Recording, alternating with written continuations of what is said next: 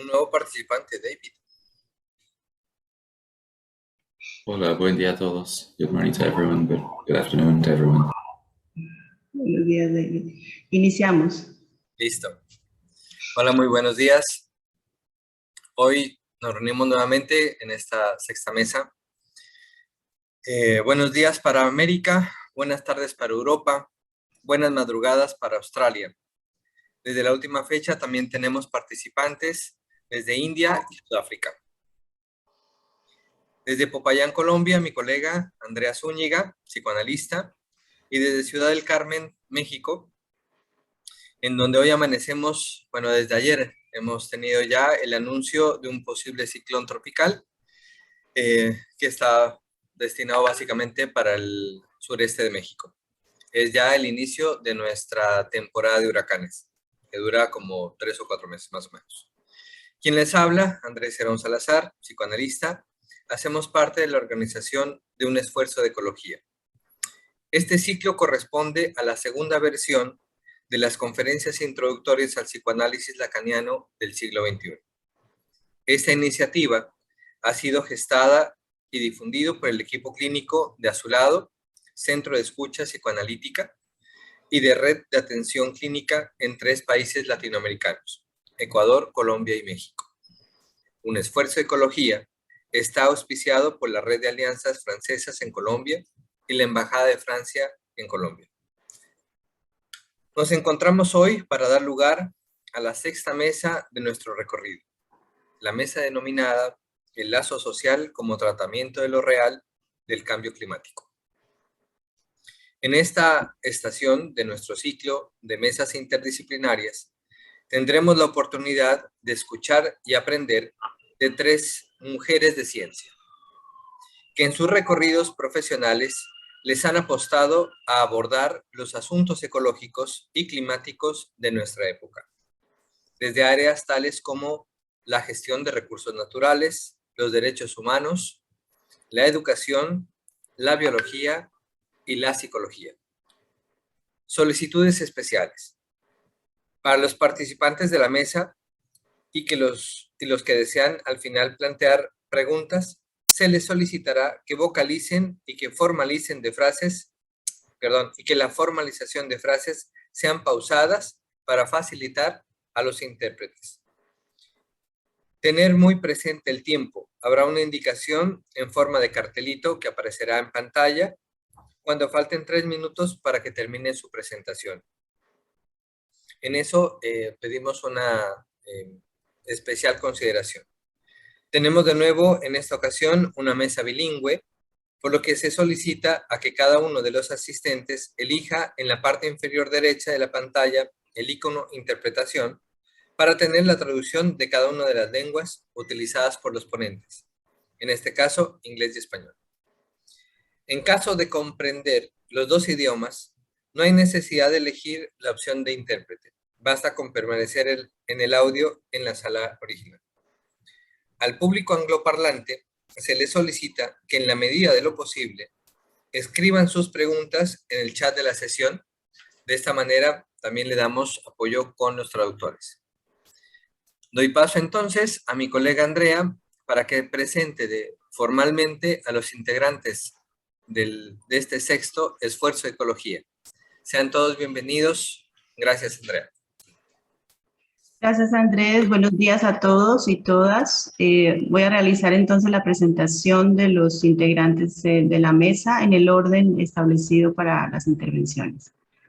En primera instancia, escucharemos a Nathalie Seguin. Nathalie es mexicana, licenciada en Ingeniería Física por la Universidad Iberoamericana y obtiene el grado de maestría en Ciencias en Gestión del Agua en el medio continental con especialidad en participación social en la Universidad de Montpellier, Francia. Ha sido investigadora y consultora en temas de medio ambiente, agua y saneamiento, derechos humanos, cambio climático y participación social para diversas instituciones nacionales e internacionales. Desde el 2006 dirige el capítulo México FANMEX, Freshwater Action Network, una red de organizaciones cuya misión es implementar una gestión sostenible y equitativa del agua mediante el fortalecimiento de las capacidades de la sociedad para incidir en la toma de decisiones en políticas y programas públicos a nivel local, nacional y mundial. En los últimos años participó en las negociaciones para la inclusión del Objetivo de Desarrollo Sostenible de Agua y Saneamiento en el proceso post-2015 para concretar los ODS de la Agenda 2030 adoptada en 2015, la cual es una agenda que permite ser un marco referencial para la implementación de los derechos humanos y el derecho sostenible de los países.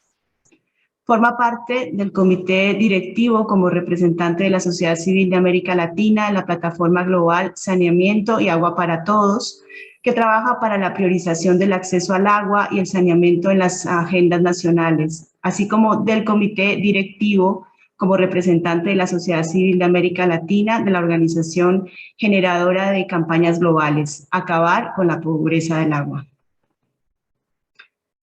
En segunda instancia, escucharemos a Brigitte Baptiste. Brigitte es bióloga colombiana, egresada de la Pontificia Universidad Javeriana, con una maestría en Conservación y Desarrollo Tropical de la Universidad de Florida. Es doctora honoris causa en Gestión Ambiental de Unipaz. Fue directora durante 10 años del Instituto de Investigación de Recursos Biológicos Alexander von Humboldt, y actualmente se desempeña como rectora de la Universidad EAN, Institución de Educación Superior, enfocada en el emprendimiento sostenible. Es considerada una experta en temas ambientales y de biodiversidad y es una importante líder en diversidad de género. También ha sido un referente en la consecución de importantes puentes entre la política, la academia y la ciencia. Fue elegida como uno de los 25 expertos mundiales de la Plataforma Intergubernamental para la Biodiversidad y los Servicios de los Ecosistemas, IPBES, y actualmente preside el Comité Asesor de Políticas Científicas de la IAI, Iniciativa Ambiental Interamericana para el Cambio Global. Y es miembro activo del Comité Científico del Programa Global PEX, Ecosystem Change and Society. En tercer lugar, escucharemos a Judith Anderson. La doctora Judith Anderson es médico psiquiatra. En la década de 1990 se formó como psicoterapeuta junguiana. Posteriormente obtuvo la maestría en investigación en psicoanálisis. En la época de la guerra de Irak, interesada por la yuxtaposición entre su profesión y la política, se unió a la organización británica Psicoterapeutas y Consejeros por la Responsabilidad Social, de la cual fue presidente. Desde el 2007 se interesó por la crisis climática y años más tarde se unió con sus colegas en lo que sería denominado después la Alianza Psicológica del Clima. Judith ha participado activamente de CPA desde su fundación y ha sido presidenta de la Junta Directiva durante los últimos 2 años. En cuarto lugar, tendremos la participación, cierre y animación de la discusión a cargo de Roger Litten. Roger es psicoanalista de orientación lacaniana que ejerce en Inglaterra y España. Es miembro de la London Society y la New Lacanian School y de la Escuela Lacaniana de Psicoanálisis en España. Actualmente reside en San Sebastián, España, desde donde hoy nos va a hablar. Pasamos entonces a la presentación en primera instancia de Nathalie Seguin. Nathalie, ve iniciando y ya proyecto las diapositivas.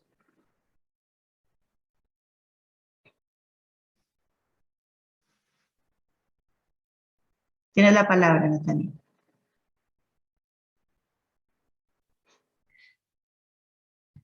Muchísimas gracias, Andrea, por la invitación a ver, espérenme que me mandan muchos mensajitos aquí. Iniciar. Ahí está.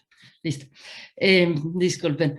Pues muy buen día a todas y todos, días, tardes, noches. Pues antes que nada me gustaría agradecer la invitación a Andrea Zúñiga y todo el equipo que ha hecho posible estos encuentros. Bueno, mi intervención va a estar dividida en 2 partes. Por un lado, hablar un poco sobre el desbalance antropogénico planetario, ¿no?, que hemos vivido y los impactos que esto ha tenido. Y en un segundo tiempo, sobrevolar algunos aspectos sociopolíticos, ¿no?, que están interfiriendo continuamente en el camino de las posibles soluciones. Voy a apagar el video porque, bueno, van a Andrea me va a hacer el favor de apoyar con algunas diapositivas que en realidad solamente están ahí como apoyando el texto y que en algún momento dado voy haciendo referencia. Y bueno, el internet ya saben, no lo tenemos tan estable. Entonces apagaré el video para que todo esto pueda suceder más. Puedes de todas formas iniciar mientras que yo las voy descargando porque está descargando, ¿vale? Va, muy bien. Bueno, si bien el desbalance que experimenta el planeta por las actividades humanas tiene décadas sucediendo, apenas en los últimos años es que la información ha empezado a permear en los grupos sociales que no se dedican realmente al estudio de estos cambios e impactos, ¿no? Prueba de ello es este mismo seminario, un esfuerzo de ecología, donde la comunidad lacaniana busca escuchar visiones externas a su medio de lo que la humanidad está viviendo para entonces detonar una reflexión en torno a esto.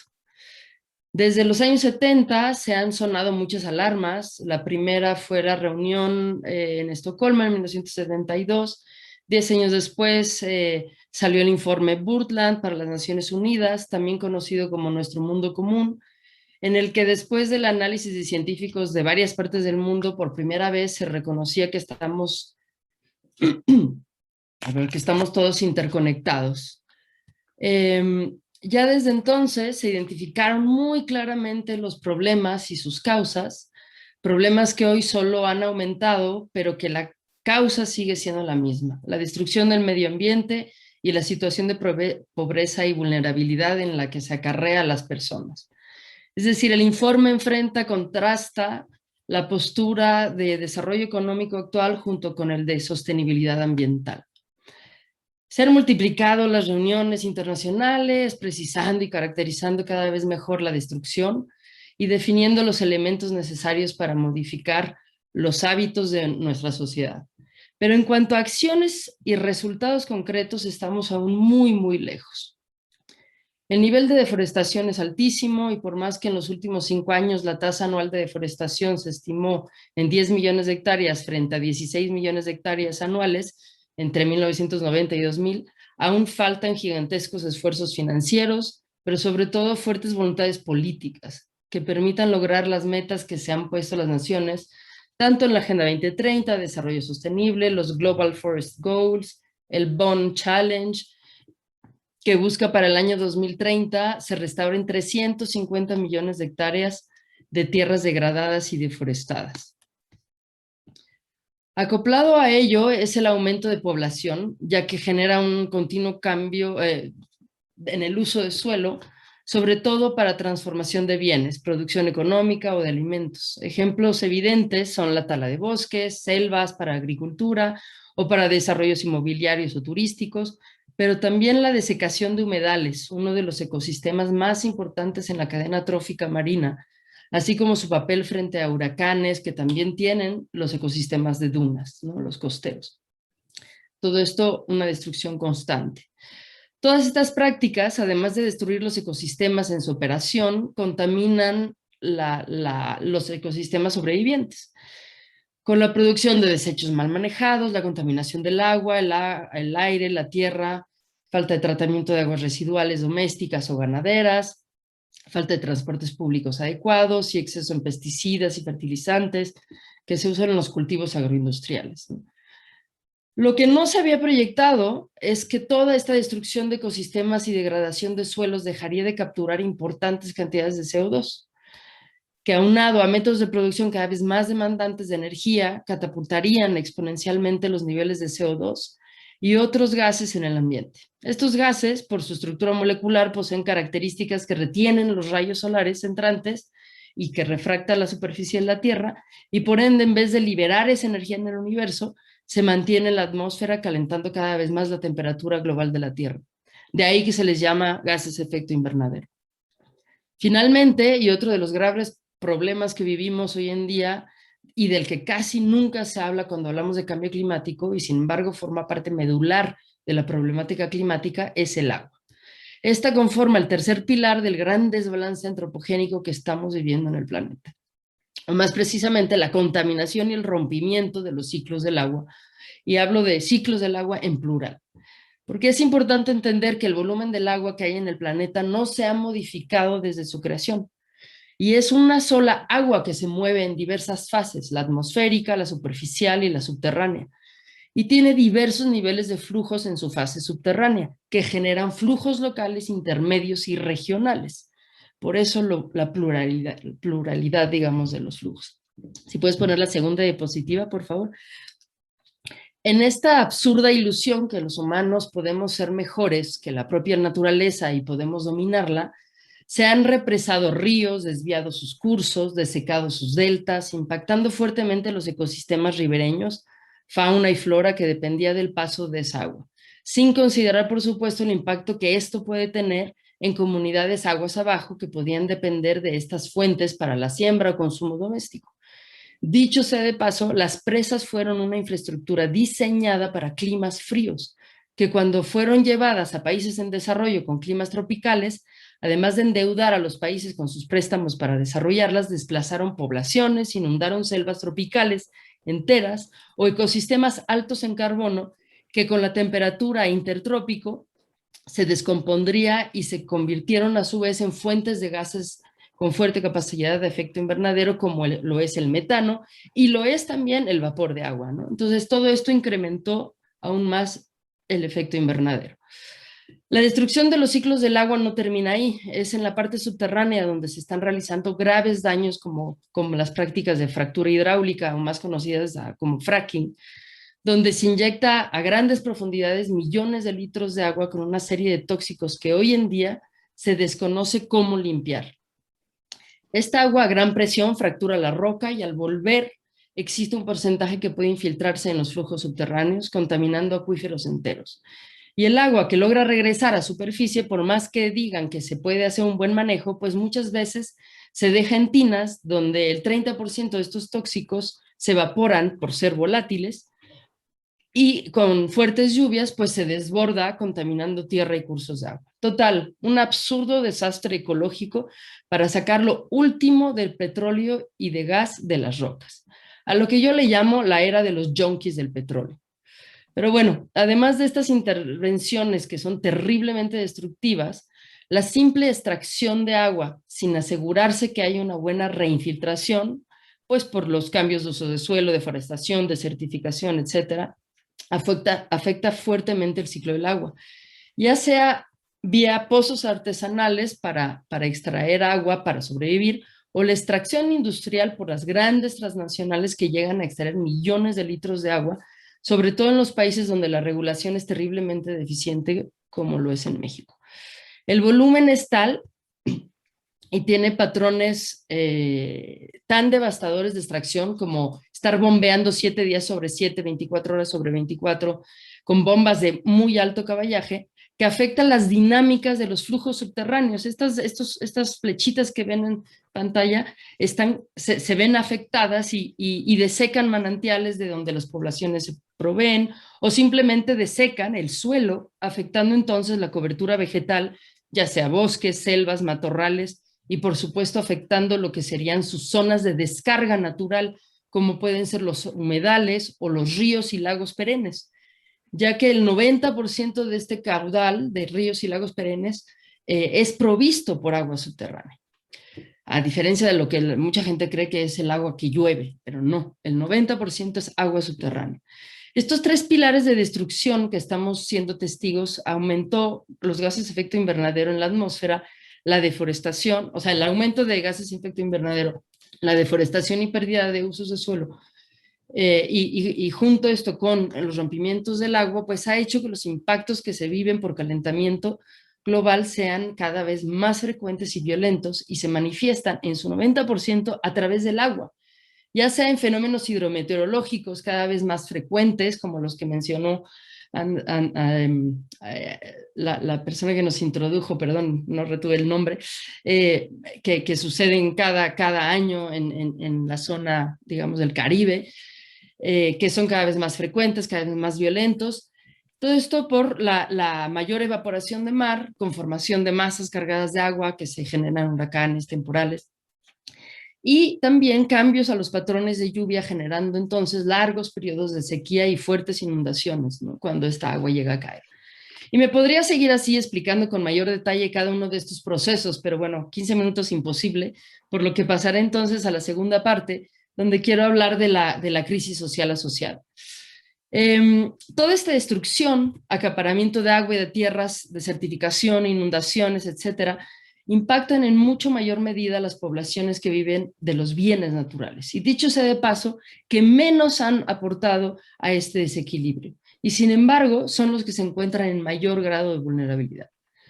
Por lo que cuando un fenómeno de sequía o inundación se repite por varios años seguidos, las personas se ven obligadas a migrar para buscar otra forma de subsistir. Esto es lo que hoy se llama los desplazados climáticos, grandes flujos de migración forzada dentro o fuera de los países. Tan solo en 2020, 40.5 millones de nuevos desplazados por desastres y conflictos. Que cabe resaltar, estos conflictos suelen ser generados por luchas en torno a los recursos. Entonces, de alguna manera, directa o indirectamente, tiene que ver con estos recursos.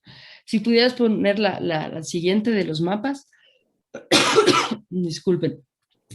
El acaparamiento de los bienes naturales genera cada vez entonces mayores conflictos. Son el origen del asesinato de defensores de los derechos humanos, defensores de la tierra, del agua, los bosques, las selvas, defensores de la vida.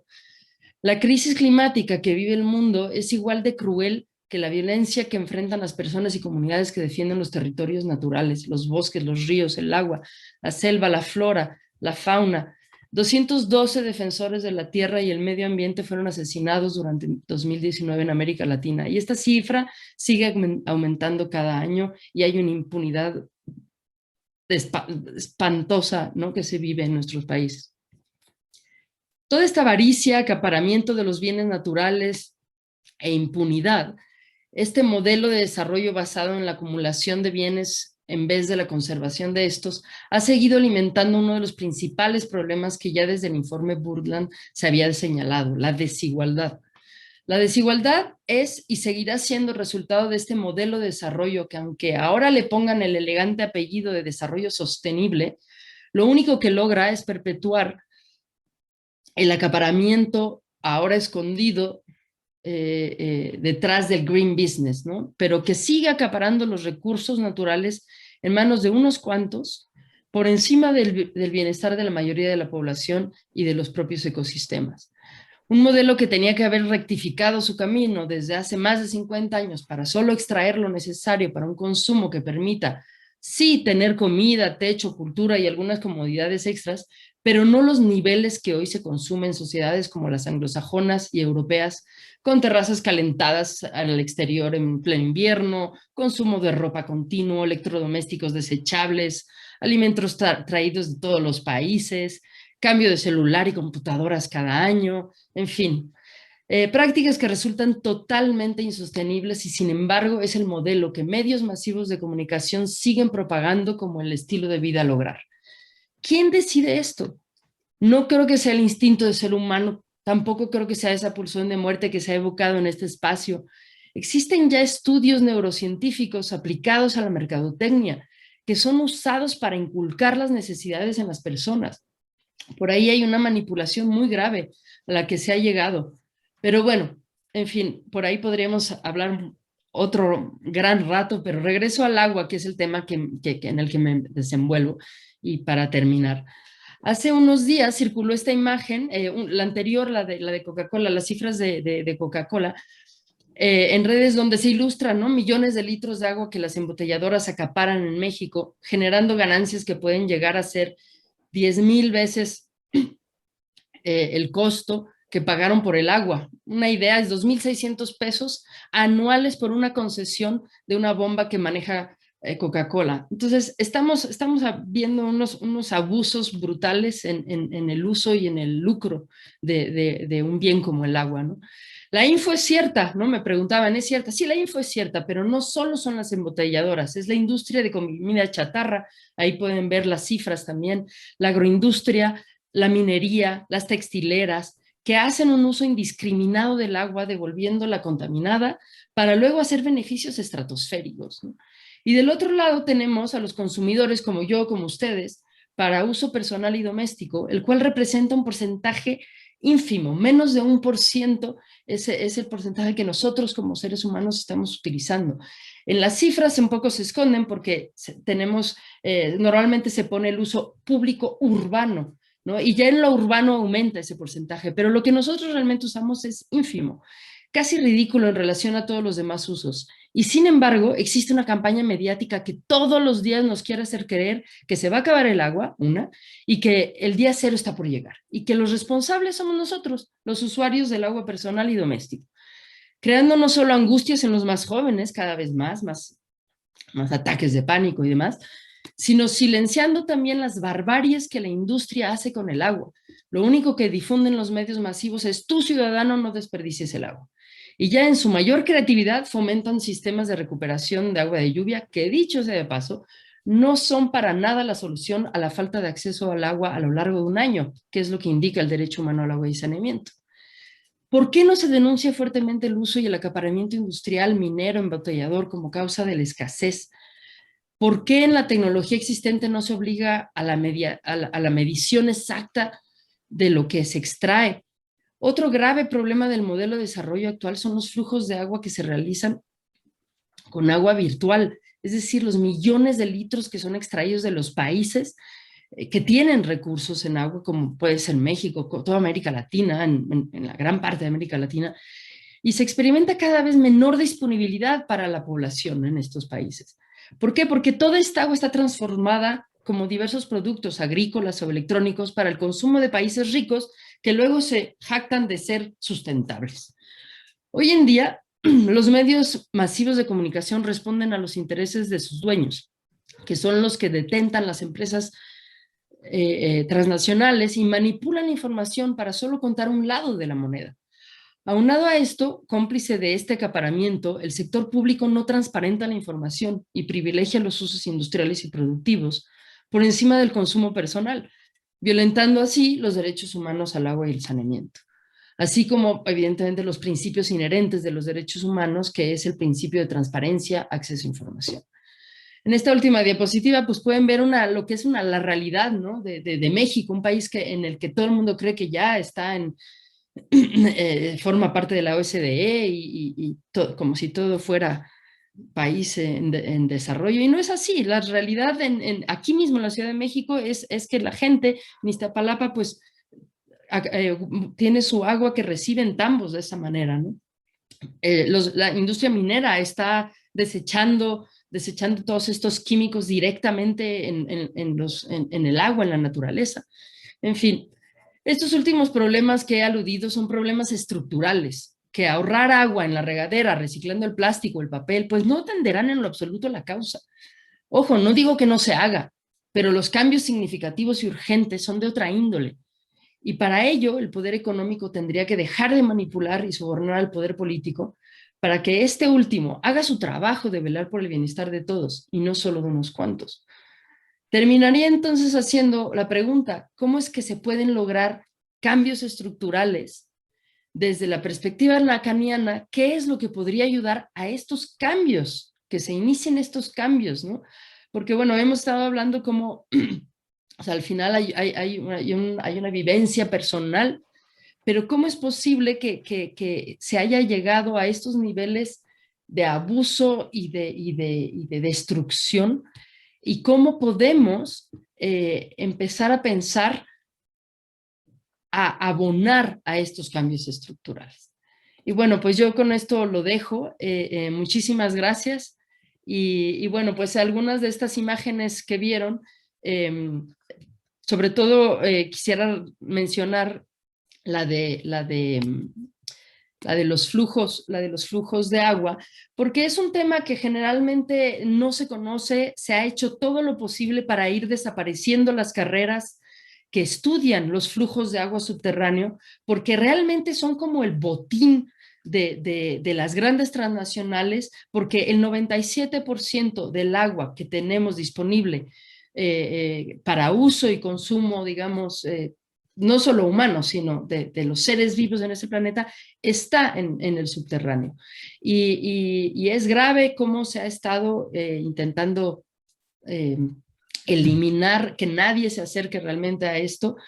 y se manejan informaciones muy arcaicas. México tiene, por ejemplo, un mapa de lo que son los acuíferos de agua, como si fueran cubetitas de agua, y como si el agua no se moviera constantemente en el subterráneo y tuviera zonas de recarga y zonas de descarga. En fin, hay una cantidad de desinformación que se ha dado en torno al agua subterránea que es importante Nathalie, abrir los ojos. Muchísimas gracias. muchas gracias, Nathalie. Perdón el corte, pero el tiempo acá nos apremia también. Damos paso entonces a nuestra siguiente invitada de la mesa. Por favor, Brigitte, si eres tan amable. Adelante, bienvenida. Bueno, muy buenos días a todas y a todos aquí desde Bogotá. Andrés, muchas gracias por la presentación. Igual a todas las personas que están atentas a esta conversación. Pues yo voy a tomar un poco el hilo tan interesante que nos deja Nathalie, porque creo que lo que nos está haciendo falta es entender un poco la forma en que construimos los relatos compartidos acerca de la situación contemporánea. Y lo que nos ha mostrado Nathalie es una disonancia muy importante entre varios niveles de construcción de conciencia ambiental o de inconsciencia ambiental incluso. Es decir, cómo hemos tratado de generar una perspectiva de lo global, una perspectiva del relacionamiento entre las personas y la naturaleza, o lo que llamamos naturaleza, y entre las personas mismas. Y hay muchas formas, digamos, de construir esa narrativa compartida que dependen de algunos factores a los que quiero hacer referencia para ver si logramos identificar cada vez mejor, algunos espacios de intervención en esta construcción de relatos compartidos. El primer elemento tendría que ver con las limitaciones inherentes a la experiencia humana en términos de escalas de tiempo y espacio. Por más que nos preciemos de ser seres globales, ser una especie planetaria, lo cierto es que aún tenemos limitaciones muy importantes para entender el posicionamiento de nuestro cuerpo en el espacio y en el tiempo. Los seres humanos vivimos en términos de años y décadas y en términos de centenares de metros y kilómetros cuadrados, pero realmente no nos desplazamos demasiado a menos que migremos forzada o voluntariamente y entonces accedemos a otro espacio, pero finalmente la vivencia es similar. La vivencia, a menos que seamos migrantes permanentes y nos volvamos nómades, la vivencia es de un espacio que habitamos a escalas muy humanas y que se comunican, digamos, a través de agujeros de gusano, o por hablar de como universos paralelos. Las personas que están, por ejemplo, en América y se ven forzadas a viajar a Estados Unidos a buscar trabajo, lo que cambian es su instauración local y temporal, y no necesariamente construyen una perspectiva planetaria. Eso en términos de espacio y de tiempo, pues la información que tenemos sobre el mundo que habitamos de manera compartida tiende a reducirse a 3, máximo 4 generaciones. La experiencia propia puede estar consolidándose durante 50 años y tenemos acceso a la información verbal y a la experiencia de nuestros padres, eventualmente de nuestros abuelos, y eso es lo que heredamos a nuestros nietos. Entonces la ventana de apreciación es pequeña y además muy distorsionada por los relatos que nuestra memoria y la de nuestros padres y abuelos constituye. Es muy politizada en el sentido de que está llena de justificaciones y sesgos de confirmación, que es lo que estamos viendo cada vez más a través pues, de nuestra todavía participación incipiente en las comunicaciones globales. Entonces, dos elementos que creo que son muy importantes para entender un poco por qué nos cuesta tanto acceder a otros espacios de negociación, de construcción de territorio, de acuerdos colectivos que pueden ser regionales, que pueden ser nacionales, que pueden ser continentales o planetarios. Nathalie lo mencionaba, la acción, por ejemplo, de los acuerdos multilaterales es extremadamente limitada. ¿Y por qué?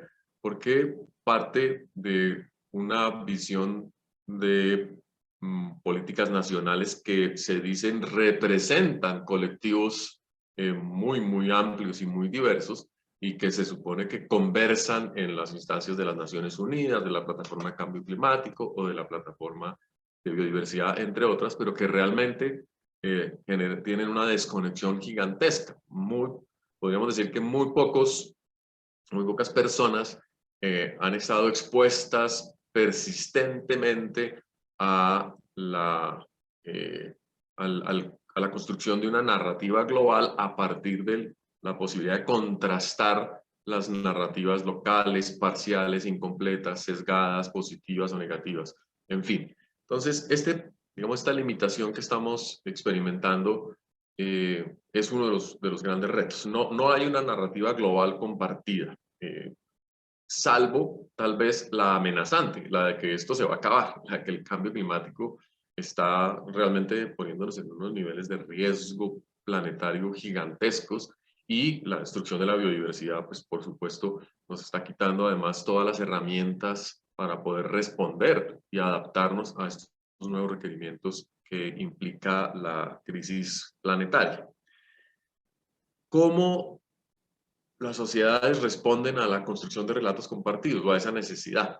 Si uno piensa que somos una especie realmente joven en el planeta y que solo hasta hace 50.000 años, y mucho menos en algunos casos, 20.000, hemos logrado habitar en todos los tipos de ecosistemas del planeta, nos damos cuenta de que esa construcción de un relato compartido es muy débil, porque es muy reciente, digamos, y no tenemos telepatía planetaria. Tenemos redes sociales, y después me voy a referir a eso al final, pero no es fácil entender desde, por ejemplo, Bogotá, Colombia, una ciudad en un altiplano a 2.600 metros de altura, una ciudad intertropical, ecuatorial, cómo vive la gente de Ciudad de México, siendo que incluso somos muy similares, pero es muy difícil hacerse a esta idea, y pues mucho más complicado desde aquí entender y sentir cómo vive la gente que está en Alaska, en la península escandinava, que está en el Egeo, que está en la India,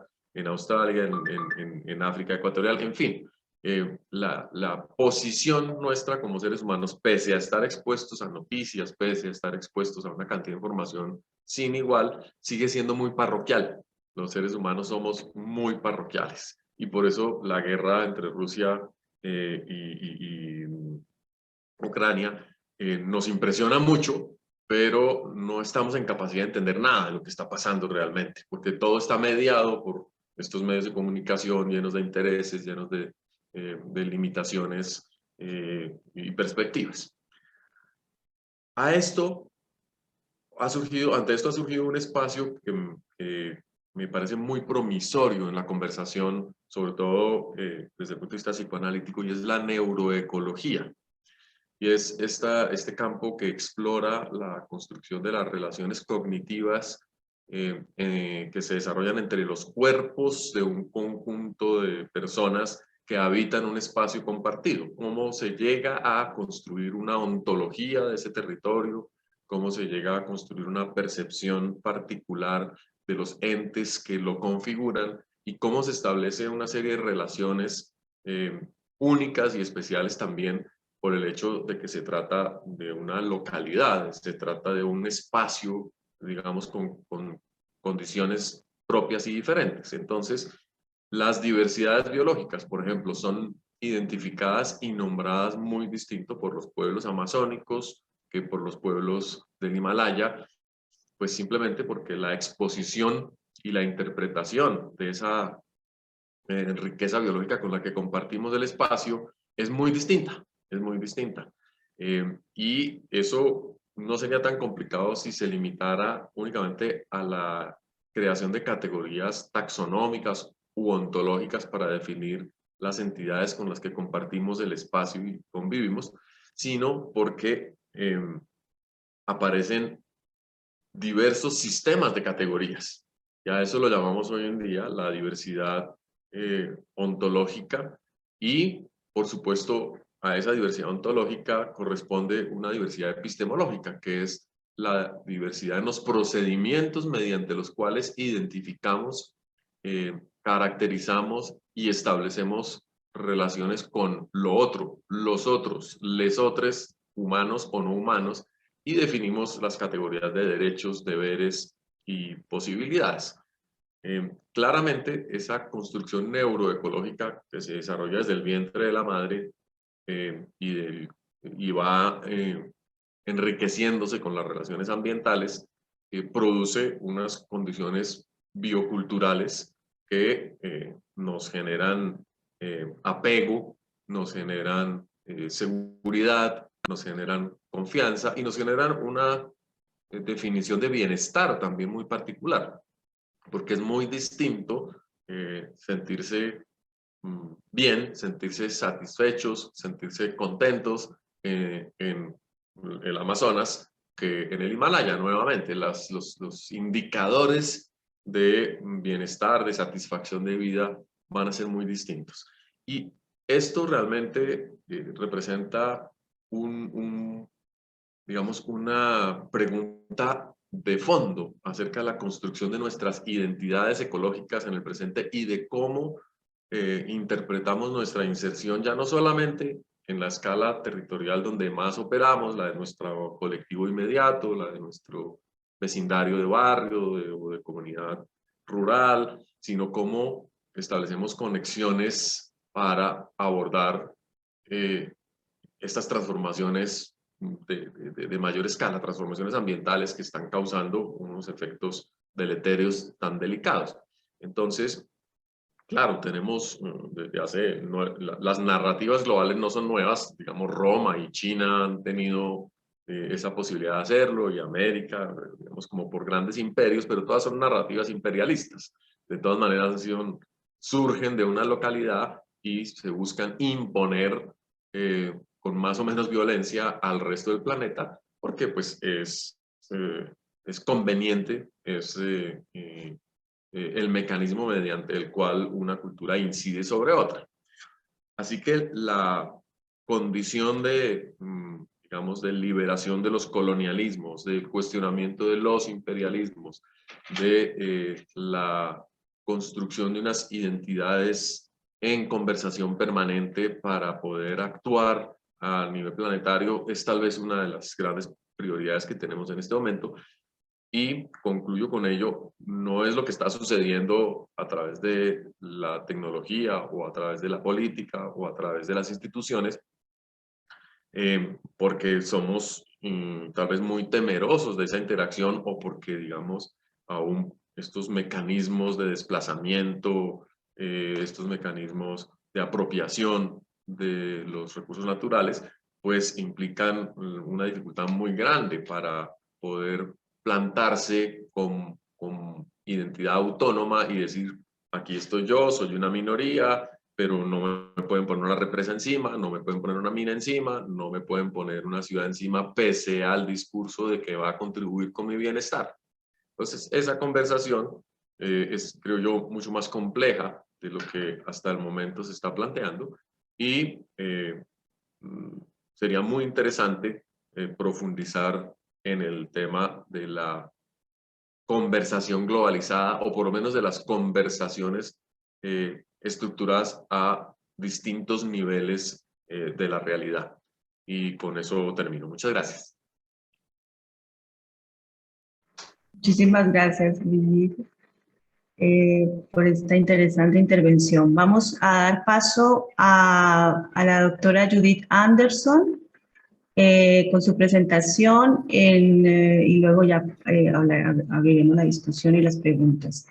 Las personas que necesiten tener interpretación del inglés, eligen en la parte inferior el icono de interpretación y van con el traductor. ¿De acuerdo? Judith, puedes iniciar. Thank you. Thank you very much for inviting me. I'm very aware that we are meeting on the eve of a general election in Colombia tomorrow, and my thoughts are with you for that. In the Second World War, when London was being bombed in the Blitz, psychoanalysts met to discuss their favorite theories, the so-called controversial discussions. And one night in February 1943, they were so absorbed in their battles about the origins of hatred and aggression that they stayed glued to their seats until Winnicott spoke up, and he said, "I should like to point out that there is an air raid going on."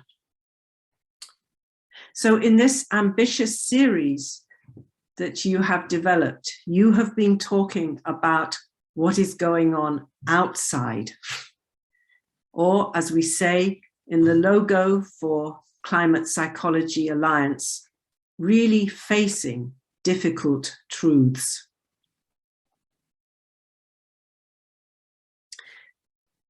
Sometimes, as a profession, we have done this well, looking at the outside world. But other times we have been blind. And Hannah Siegel says, "We psychoanalysts believe in the power of words, and the therapeutic effect of verbalizing truth must not be silent."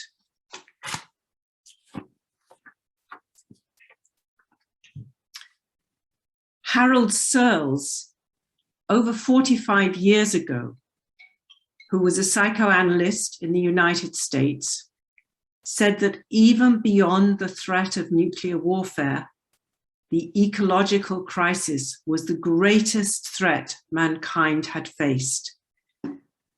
And he stated, "We psychoanalysts, with our interest in unconscious process, which so powerfully influence behavior, should provide some enlightenment in this common struggle." But he also said that he felt analysts were in the grip of apathy, like the rest of the population, and that maybe they were afraid that they would be accused by their colleagues of being, he said, perhaps suffering from psychotic depression or schizophrenia by being anxious about the environment. And maybe today, the accusation is that we are doomsayers, or tree huggers, or navel gazers. So now I'm going to describe the ways in which an organization that I'm very privileged to chair has developed ways in which all the psychologies can take part in facing the triple crisis of climate, biodiversity, and ecology.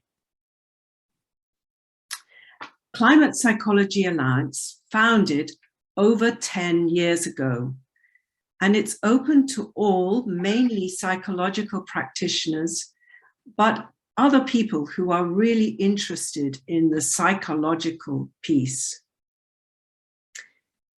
of the psychological and emotional aspects of climate crisis. And can I just ask my translator, if I'm going too fast or too slowly, send me a little message in the chat. Although we are UK based, we have 400 members from all over the world: Australia, Russia, Germany, France, Denmark, Spain, and many other countries. I think about 20 countries altogether. We have locality groups, the largest in North America, but also a small group in Portugal. We also link with some other groups that founded about the same time as us. In Australia, Psychology for a Safe Climate, with some very experienced practitioners there. More recently, since the children started striking on Fridays for Future, there have been some groups of psychologists called Psychologists for the Future, especially in Germany and Sweden. And we are forming a global network with them to work together for conferences and campaigning and mutual support of all our groups. And the new global network is called Global Climate Psychology for a Just Future. Now back to our organization in the UK. Like many environmental and therapy organizations in the global north, we are white, older, and middle class. And those of us on committees are often semi-retired. We have paid our mortgages. Our children are independent. So we have time. And this creates a problem for our organizations because we are not diverse enough. And so we have to get to grips with our position of white privilege, recognizing that the colonialist and exploitative attitudes that today we've already heard about in relation to water have left so many scars in many countries in South America and all over the world. And that these colonialist and exploitative attitudes massively overlap with the attitudes that have led to the climate crisis. And so this is part of our ongoing work. And we're very grateful to people like Bayo Akomolafi, who we invited to speak at the launch of our latest climate psychology book. And we're also very grateful for psychoanalyst in the US, Donna Orange, who wrote a book incisively critiquing how our historical colonialism and slave owning blinds us to seeing the crisis. In our organization, we include all the depth psychologies, and this is important. Our meetings include social dreaming and arts-based interventions. We understand many humanistic practitioners have been decades ahead of the psychoanalytic field in understanding a holistic, eco-centered psychology. So who are we there for? Who is climate psychology for? We can think of 5 groups of people. We can think of academic researchers, climate scientists and communicators. We can think of psychological practitioners, clinical psychologists, psychotherapists, counselors. We can think of people needing climate-aware support. We can think of groups and individuals who want us to help them explore their climate emotions, perhaps groups in charities or NGOs or groups of activists. And very importantly, we can think, perhaps in all these dimensions, of young people whose future is so blighted.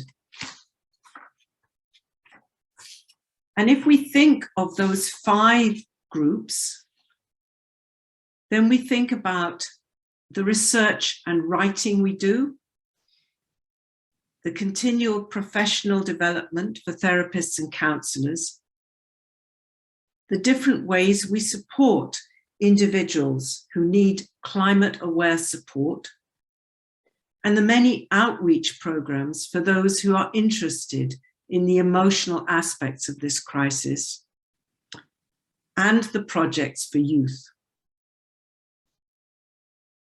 So I'm going to say a little bit about the research and writing projects. And maybe what I'll do is actually post a list on the Facebook page rather than go through a lot of the titles. But just to point you to, on our website, Climate Psychology Alliance, we have developed a handbook of climate psychology terms. We also worked for quite a long time on a Wikipedia entry that explores in depth what climate psychology is. Many of our members have written books. You will know of Joseph Dodd's book, Lacanian book on psychoanalysis and ecology at the edge of chaos. Psychoanalyst Sally Weintraub, who chairs the International Psychoanalytic Organization's Climate Change Committee, has been assiduous in writing a book from 10 years ago, engaging with climate change. And then last year, her book on the psychological roots of the climate crisis, neoliberal exceptionalism and the climate of uncare. And I think you will see how the title speaks at planetary health and is not in a paywall. It is free. And it's very, very important work because it particularly ties the levels of anxiety in young people to the lack of action of governments and how desperately there is a real moral injury in the failure of governments. If you like, the grown-ups of the grown-ups are not acting.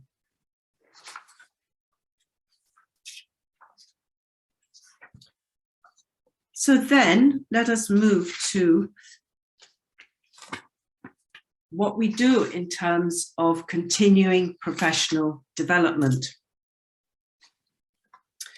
We run a workshop every month, which is called Through the Door.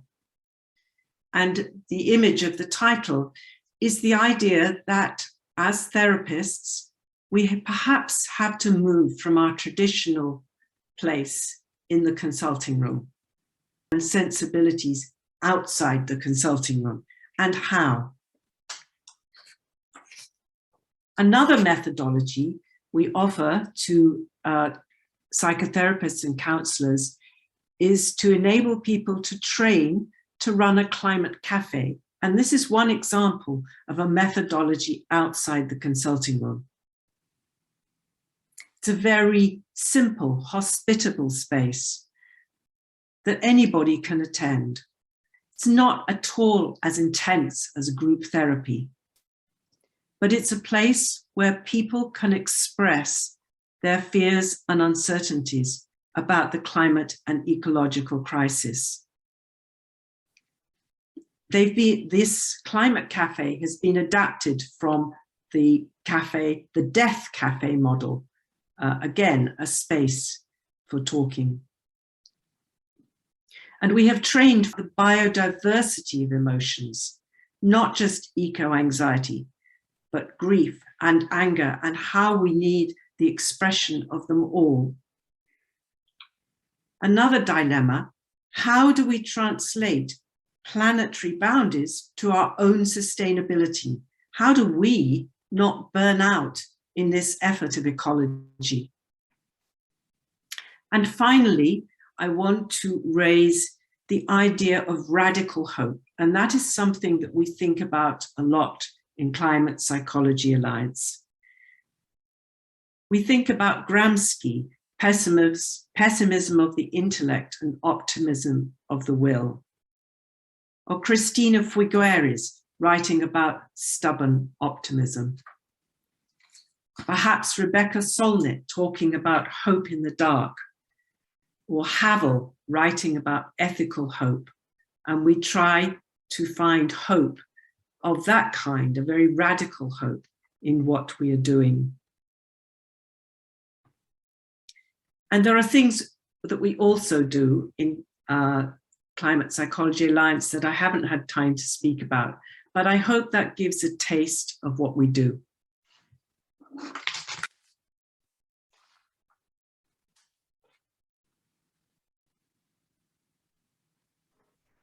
Muchas gracias, Judith. Continuando con la mesa, tenemos ahora a Roger Litten. Por favor, bienvenido. Adelante.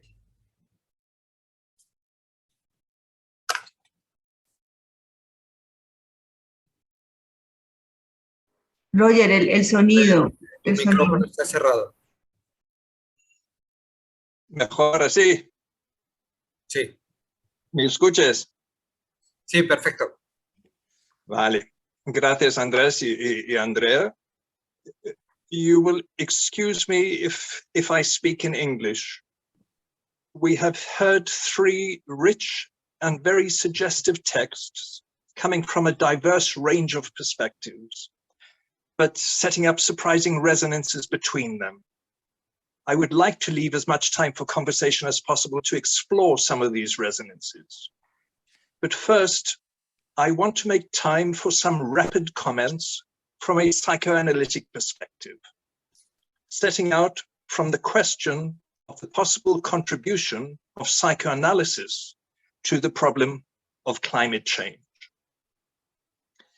From the beginning, the guiding question for me has been how to approach the question of climate change without losing sight of the specificity of the psychoanalytic orientation. As we have heard, climate change is a vast and a multifaceted problem whose dimensions and implications are virtually beyond our comprehension. Addressing this problem is clearly going to require a multidisciplinary approach and ultimately solutions on a global scale. What contribution can we then offer on the basis of a specific clinical theory, a clinical practice arising out of the psychological treatments of subjects one by one?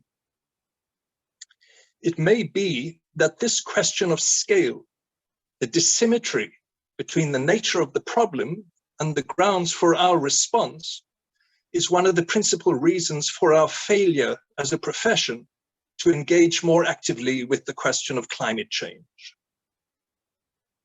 Yet once we identify this very dissymmetry, this lack of alignment between problem and solution, between question and response, we see that this is something that in fact reproduces itself at every level of the phenomenon. Given the scale and the urgency of this problem, how are we to account for the inadequacy of our response? Do we not tend to encounter inertia, even paralysis, right where action is so urgently called for? It is clearly urgent for us to find better ways to respond to the challenges posed us by climate change. But if we were to define a specifically psychoanalytic approach to these questions, it would have to be in distinction from any technological approach that simply sought to enhance our means in order to bring them into better alignment with our objectives. It is difficult, after all, to escape the suspicion that it is this very instrumental rationality of means and ends that has had a significant part in generating the problem itself. If anything, a strictly psychoanalytic approach to the problem would be along the inverse lines of some kind of reduction that took into account not just the obstacles encountered, but also the limitation of our means for confronting them. Let us not forget that despite Freud's aspirations to a scientific basis for the theory of psychoanalysis, the birth of psychoanalysis as a practice was tied strictly to the abandonment of the hypnotic method, any recourse to the powers of hypnosis and suggestion. It was Freud's rethinking of the means of psychoanalysis on the basis of their relation to the obstacles rather than to the ends that then led him to elaborate the roles of resistance and transference that underlie our current conception of symptom and social bond. If we wish to consider the problem of climate change from a psychoanalytic perspective, we would want to address it, to construct it as a symptom. Indeed, probably the most pressing symptom of contemporary civilization. ultimately posing it as a symptom of the failure of the social bond, a disorder of the way we relate to each other as much as of the way we relate to nature. It is here that we could perhaps seek to approach this question via the striking phenomenon of climate change denial, the resistance to even acknowledging that there is a problem as the most obvious obstacle to working towards a solution. Climate change denial is in fact one of the most remarkable phenomena of our times. Here it would be important to explore the various conditions by which climate change denial is supported and maintained, both at an individual and at a societal level. These are clearly questions here that we would have to address if we're going to be able to take effective steps to combat climate change. But rather than simply seeking the means to overcome denial and resistance, perhaps we could seek to take the logic of denial as a key to understanding the nature of the problem itself. In other words, we might consider denial not simply as a secondary reaction to the enormity of the problem, as some kind of defense against the sense of helplessness when forced to acknowledge it, but rather seek to explore the logic of denial as a key to the problem of climate change itself. This would in any case be one line of investigation that we could explore from a psychoanalytic perspective, seeking to superimpose the logic of denial on the logic of the problem itself, taking our reference from the twin problems of denial and inertia in action, which together seem to expose something central to the human condition. This line of approach would at least lead us in the direction of one of the more specifically Lacanian contributions to this question, the postulation of a profound not wanting to know that in one way or another inhabits each one of us and has something to do with our relation to the real. Rather than a strictly clinical approach to the question of climate change, this orientation thus aims rather at the subjective and the ethical dimensions of the question. Rather than simply seeking to treat or to educate others, it seeks in the first place to question our own position on the matter. It suggests that we will only be able to effectively grapple with the question of climate change on a global scale if we first find a way to confront our own not wanting to know anything about it, the effects of denial and negation that inhabit each one of us as subjects. This orientation on the subjective ethics of the question, taking responsibility for our own position, our own inaction, also puts our engagement with the question of climate change in line with the logics of racism, discrimination, and segregation that have been at the heart of the politics of the Lacanian schools in recent years. Climate change is clearly a problem of a different order, but some of the theoretical and practical tools already elaborated in our struggles against racism and segregation turn out to be integral to the broader question of the social ramifications of the problem of climate change. After all, every indication is that even before we fully grasp the scientific and the environmental aspects of the problem, we are very quickly going to be faced with the social effects of climate change in the form of mass starvation, migration, and forced relocation, forcing us to confront our own attitudes to the other on our doorstep, the whole range of ethical, political, and social questions at stake in our relation to our neighbors, near and far. And yet, however valid our reading of the subjective ethics involved, in the case of climate change, we are once again confronted with the problem of scale, the scope of the problem, and the urgency of finding a solution. It is one thing to speak of subjective approaches, but here is a problem that is clearly going to require collective solutions. And even if everyone was going to sign up to be analyzed, it's not clear that we have another 30 years to wait. In this context, we find ourselves confronted with a push towards solutions. Do we really have time for fancy psychological analyses of the problems, when what we so urgently require are collective solutions on a global scale, if necessary, backed up by legislation and enforcement? After all, it's not clear that we have time to wait for consensus on these questions, a consensus that appears to be so distant and so difficult to achieve. If we are indeed facing a global emergency, then surely what we require are not just global solutions, but also emergency powers to impose those solutions. It is in the face of this urgency to come up with solutions in the name of whichever principles of common good that we might once again appeal to the lessons of the psychoanalytic experience. The specificity and the difficulty of the psychoanalytic position, which is not always that easy even for the analysts themselves to maintain. For psychoanalysis does not claim to offer better solutions.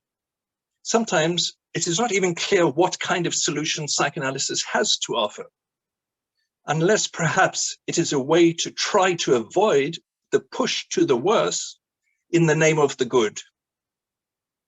And in the face of urgency, to work to keep open the space of speaking, to make time for a different kind of solution to emerge, a symptomatic solution based on the social bond of transference itself, but one that would perhaps not become possible without some kind of sustained confrontation with the real at stake.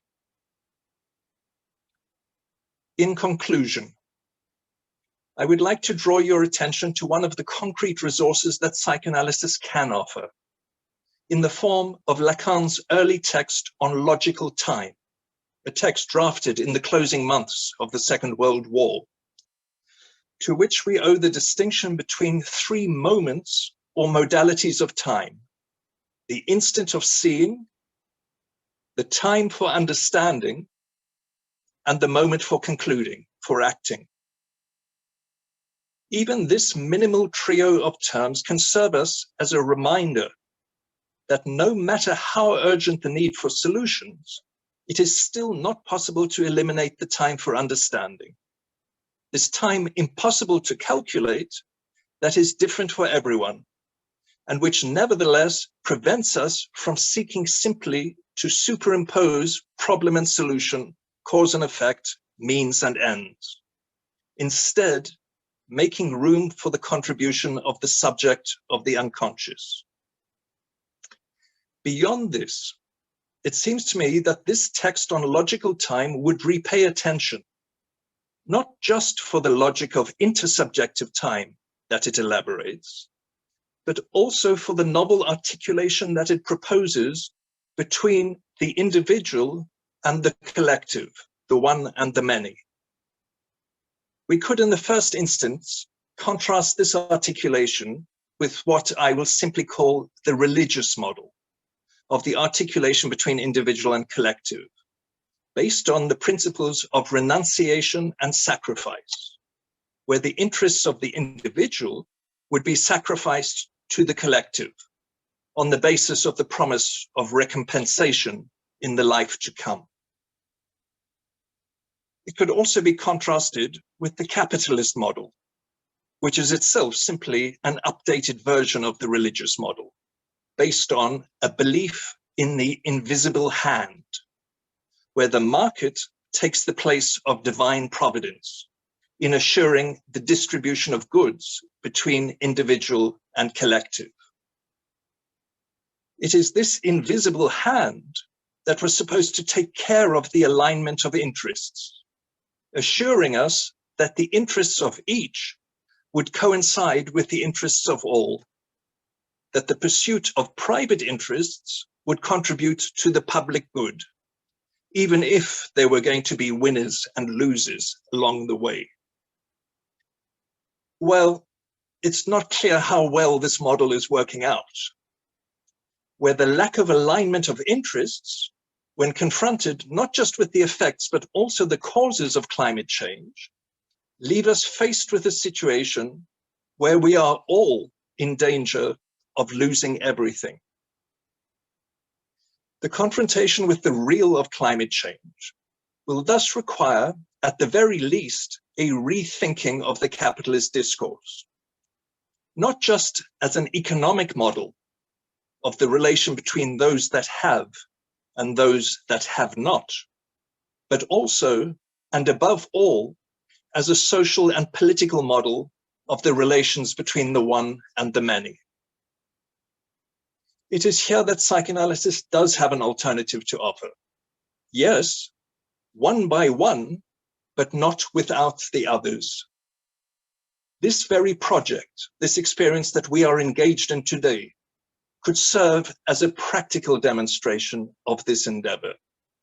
Here we are, without a common theory, without common references, even without a common language or cultural background, with nothing in common in our diversity, but the different paths that have brought each one of us here today, and the determination of each one of us to find a way to confront this question, to find a way to speak about it, not to remain silent in the face of the challenges, to support a conversation, to create a working community, not the same for all, but each one in their own way, one by one, but with some others.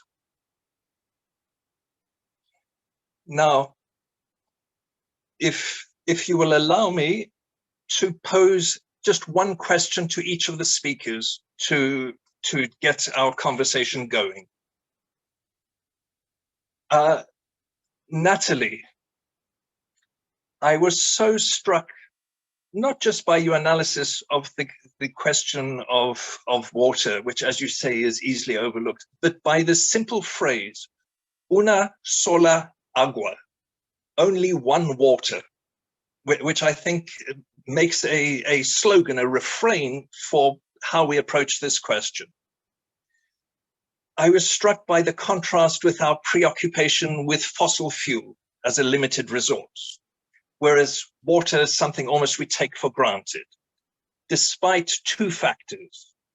On the one hand, contamination and pollution of the water source, and on the other hand, industrialization and commodification of our water supplies.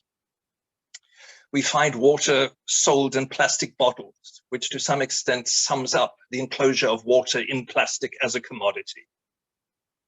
So on one hand, we have the water industry processing water clean and dirty, but more on the side of commodification, just the graphs, the image you showed about Coca-Cola, as active on both sides of extraction of water and the commodification of water as a product.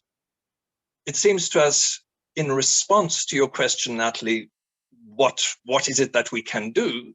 One thing we can do is drink less Coca-Cola, because it seems to me that there's a target for the critique, shall we say, of the capitalism of water in the role of Coca-Cola in this industry.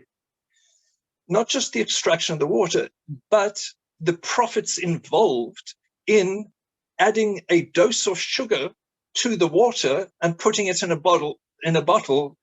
It's remarkable, and maybe we could consider the sugar industry in parallel to these questions. I don't know whether you would have anything to say, shall we say, about the commodification of water and the distinction between water as a commodity and water as a resource.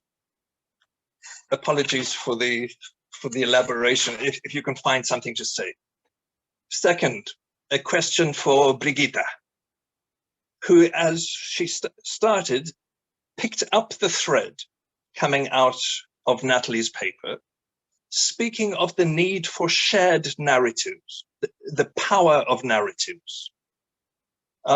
Contrasting, shall we say, on the one hand, the power of corporate narratives, not just the political narratives, but also the industrial narratives of marketing, the corporates, the political and economic narratives that dominate this theme. Perhaps there's a different kind of tipping point that we can be looking for, the tipping point in the narratives, where other modes of narratives start to emerge, local, communal, consensual. One question I would ask for is then about the social media as a platform maybe for other kinds of narratives outside what we call now the mainstream media. So one of the questions is the role of social media as the basis, the platform for different kinds of narratives and social bonds in relation to this question. But a second question, which Brigitte herself highlighted, which I found phenomenal, the question of the experience of bodies in time and space, which I think is absolutely precise and profound. The effects of dissonance and disruption, shall we say, the divergence between the virtual digital world where we're all connected, as we are today, and the real of bodies, the migration of bodies displaced and disrupted in space. It struck me on the basis of what Brigitte said, the question whether we have an adequate language, an adequate vocabulary to cope with the confrontation of bodies in a shared space, which will be the immediate effect of the social disruption of migration, the effects of climate change. It seems to me that this is maybe one of the fundamental political questions across the board. How do bodies occupy a shared space when we can't rely on the passion of empathy or even the notion of common interests? Do we have an adequate vocabulary of diversity and difference to cope with the confrontation of the real, of discrimination, of violence, and of hatred? I wonder whether you have anything further to say there, Brigitte. And just one more question for Judith. Going back, Judith, to the distinction, shall we say, between the relation to nature, to physical nature, and the relation to each other, to human nature, and how the question of climate change gets played out between these two axes. It seems to me it's in this space that psychoanalysis and psychology might find something useful to say. Could you maybe tell us something on the basis of your experience, for instance, of the elaboration of the Climate Psychology Alliance, based, shall we say, in the reference to beyond, not just Winnicott, beyond the experience in groups? Maybe what you have learned from that experience itself, the experience of managing, of working in what is effectively, as you mentioned, a fairly limited and privileged group, a self-selecting group. What kind of difficulties and obstacles do we encounter at the human scale of being able to work together effectively on these questions?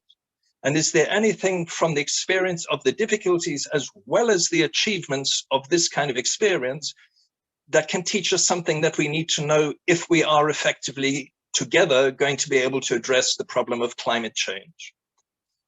I would have preferred to have 3 simple questions, but those were the questions that struck me. I hope some of them have survived the translation into language.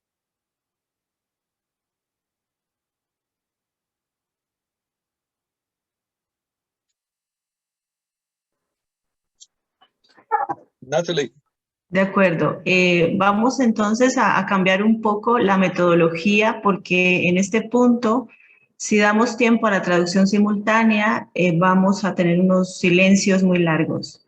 Entonces, entramos todos a la sala principal y salimos de la interpretación, y cuando Nathalie responda, va a responder lentamente para que el traductor lo pueda traducir para todos. Tenemos que hacerlo así porque el paso de una lengua a otra nos pone en dificultad. Entonces, Nathalie, ¿puedes responder? Vale, muy bien. Muchas gracias. Espera un momentito. ¿Quién interpreta a Nathalie? al inglés para que Judith, sobre todo, y los angloparlantes. ¿Sabemos quién? ¿Luis Carlos? Claro, es Luis Mauricio. Entonces, Luis Mauricio. responde Dale. Nathalie, concluye con su respuesta y traduce Mauricio. ¿Va? Okay. Vale, adelante. Pues, bueno, muchas gracias por las preguntas y, bueno, las reflexiones finales y, por supuesto, las participaciones de mis compañeras. En relación a la pregunta concretamente, claro, todos podemos dejar de tomar Coca-Cola y, bueno, en realidad digo todos y no es cierto.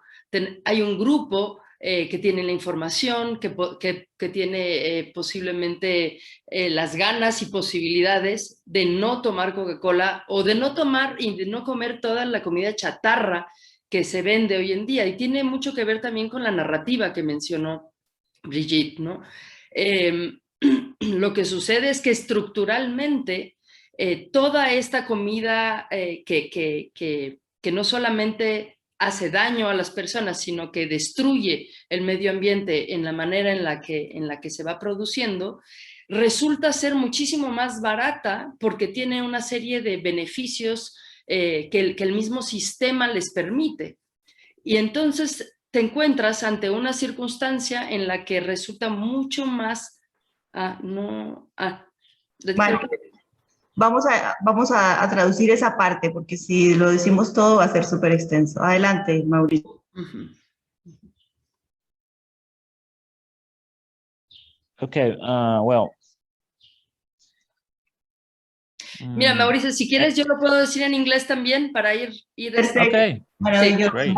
Okay, what I was just telling is that there is this possibility that we can stop drinking and eating all this junk food, but there is also a problem in the structural way of how all these products have been imposed in this society, because all these products have a lot of aid, economical aid, and to elaborate, and the way they produce, they destroy the environment, and they ended up being the most easy way of getting food. So it's not really an option what we have, because we as people that have information and eventually possibility to buy food that it's a bit more expensive, we can have that choice. So it's also about a narrative that has been elaborate in how these products have been pushed into this narrative that we hear every day in the mass media. So this is like in short what I was saying. Regresando al español para concluir, digamos, con esta idea, es que realmente regreso al problema estructural.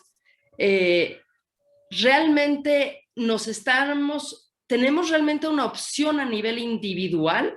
Do we actually have a choice at an individual level or not, ¿no? Entonces, en realidad, nos hacen creer que es nuestra opción y nuestra, digamos, que tenemos que nosotros que reciclar, que cambiar, que dejar de tomar Coca-Cola, que hacer nosotros esas elecciones, y sin embargo resulta muy difícil hacer esas elecciones. Hay algunas elecciones que parecen sencillas, pero el hecho, por ejemplo, de reciclar, al reciclar, ¿hasta qué punto realmente estamos cambiando las cosas? ¿Hasta qué punto a nivel individual estamos teniendo un impacto realmente en ello?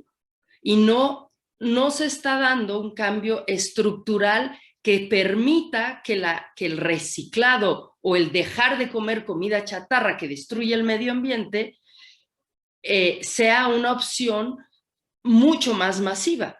So, in English, in short, is I don't really think the mass media is telling us that it's an individual choice, but it's not really individual option, because it's a structural problem that it's pushing us towards consumption in different ways, but a consumption that it's all the time destroying. And we can do some personal efforts, but all these personal efforts are not enough to actually make a significant change. So I think there is the narrative aspect, and I'm going to give the floor to Brigitte in terms of the narrative that we are having as a society is very manipulated. En español, la narrativa que hemos estado viviendo es totalmente manipulada y realmente tendríamos que preguntarnos hasta qué punto esta narrativa nos está empujando a este consumo, digamos, destructivo, tanto individual como del planeta, y no un consumo que nos permita hacer cambios reales y que esta narrativa nos permita hacer cambios reales. Bueno, más o menos en inglés y en español espero haber dado una respuesta, digamos, comprensible. Gracias. Muchísimas gracias, Nathalie. Vamos entonces con Brigitte a la respuesta de Roger. Brigitte, tú nos dirás si lo quieres hacer también bilingüe o español o como te sientas más cómoda. Pues creo que lo hago bilingüe y eso es bueno también para tener doble narrativa. Ok, muy bien. Me parece que la noción de tipping points en la emergencia o la aparición de narrativas disruptivas, narrativas locales, que ponen en cuestión ciertas narrativas de otras escalas o corporativas o ideológicas o religiosas, es muy importante, es muy significativo es parte de lo que yo llamaría la esperanza radical a la que apeló Judith. Sí hay puntos de quiebre por todas partes. Nos angustian porque, por supuesto, representan rupturas, representan grietas en la aparente cohesión que ya tenemos construida como seres humanos. Nos llevan a pensar en otra perspectiva la diversidad amenazante nuevamente, como en el siglo XVII, en el siglo XVIII y en un contraproyecto a la ilustración. Pero bueno, yo sí creo que está apareciendo esto que Eduardo Escobar en Colombia llama Arturo Escobar los pluriversos, versiones alternativas de la verdad, donde como mínimo hay un cuestionamiento a los procedimientos normativos de construcción de verdad en todo sentido. Y eso es muy importante. Y para la ciencia es importantísimo ese cuestionamiento a los procedimientos de construcción de verdad. In English, I would say very briefly that I totally agree that there's plenty of tipping points or emerging issues between narratives coming from the local, coming from new, also emerging communities, because social media is helping to develop them. And those narratives are prospering into the cracks of this self-named global narratives or narratives of truth, of humanhood, which are totally limited because we are not just one type of humans in the world. And this may be creating some sense of chaotic appearance of things, which is, I think, it's good because it really challenges the way we think that truth is built or is being built. It's very important in terms of science, because science is always calling for critique and for the falsifying of hypotheses of knowledge. So I think it's good. Y el papel de los de las redes sociales y el social media es muy importante, aun cuando ahora estén llenos de fake news y de malos usos. Pero yo creo que es por la juventud de las redes, por lo reciente, y habrá que establecer unos nuevos protocolos o metalenguajes mediante los cuales la comunicación global adquiera nuevas reglas. So I really think that the social media is evolving, and nowadays is perhaps part of the problem, because everything is dubbed as fake, and then nobody knows what kind of truth is circulating. But I think we can contribute to create some sorts of linguistic rules, meta-linguistic rules for social media, in order to foster this additional levels of complexity in the communication. And I know that I'm saying different things in English than Spanish. I'm sorry for that. Y la segunda parte de la pregunta me parece, bueno, es parte de mi indagación personal y pedagógica, pero diría que la respuesta más sencilla sigue siendo el arte. La promoción profunda de la capacidad creativa, que hace que la comunicación se convierta en un reto placentero o en un cuestionamiento ético y estético permanente. No el arte de la cultura mediática ni el arte de las industrias creativas, sino el arte profundamente cuestionador de la condición humana. Y creo que ese es el metalenguaje para ayudarnos a que el cuerpo vuelva a habitar no solamente esta realidad material, sino eventualmente el mundo de la virtualidad. Tenemos que rescatar el cuerpo de la virtualidad a través del arte, por ejemplo. Aquí en la universidad tenemos un laboratorio de realidad virtual muy grande y, por supuesto, compiten las narrativas corporativas y del metaverso con las narrativas disruptivas de la virtualidad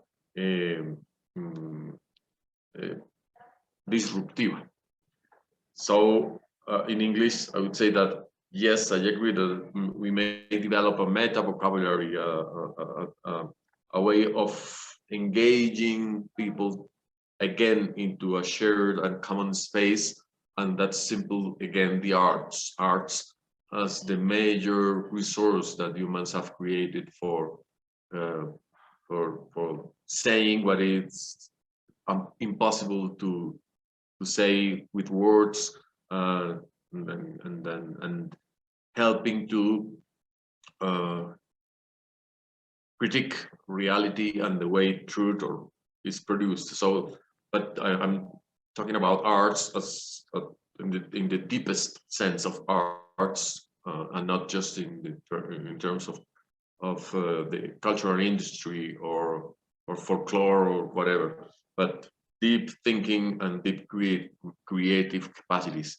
And that I have experienced lots of potential for arts when we work in intercultural issues with indigenous groups, with different ages and groups of interest. And this is going to be as important as in our material level as in the virtual reality world.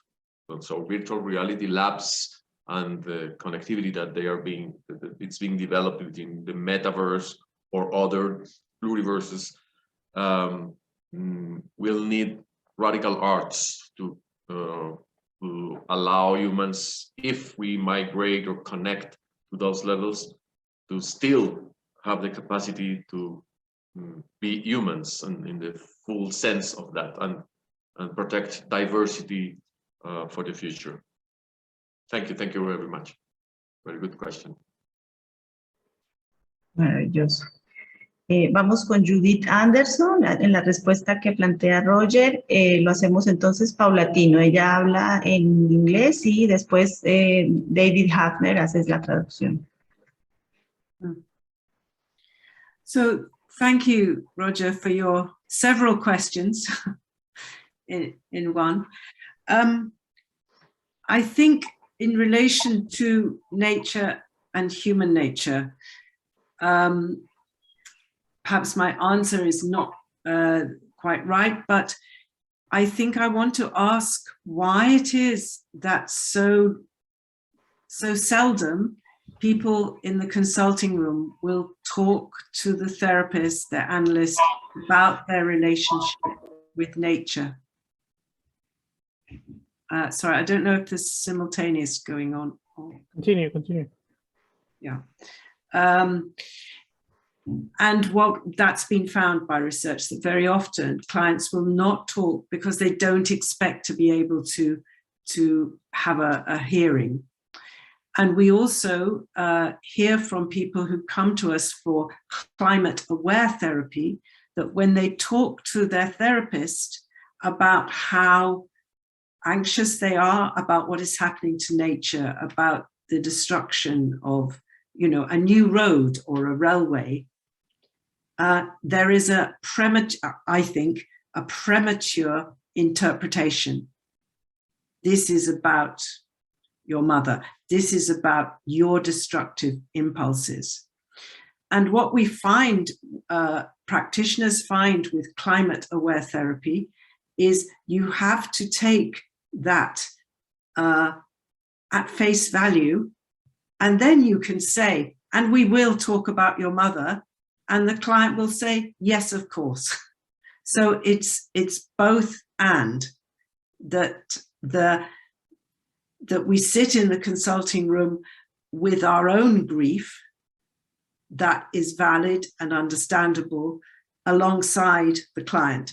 I'm just talking about one-to-one therapy, but we have both. It is both our historical human relationships and our relationship to nature and what is happening to the natural world. And we hold both together. And that's what myself and also my colleagues are telling me. In terms of working with our privilege. Vamos a escuchar a ver la traducción antes de continuar, Judith. Entonces, con respecto a la primera pregunta, que fue la posible divergencia entre una noción de entender las relaciones naturales entre personas, right? Human nature, y la relación entre las personas y la naturaleza como algo que excluiría a la humanidad, es decir, la naturaleza no humana, algo así. Quisiera responder por medio de una propia pregunta, que es lo siguiente. ¿Por qué sería tan común que cuando recibimos pacientes en el consultorio, clientes en el consultorio, es tan poco común de que deciden espontáneamente hablar de su propia relación con la naturaleza? Es decir, ¿por qué eso no sería una temática que emerge naturalmente? Porque sería algo que resta en lo inconsciente o lo no dicho, algo así.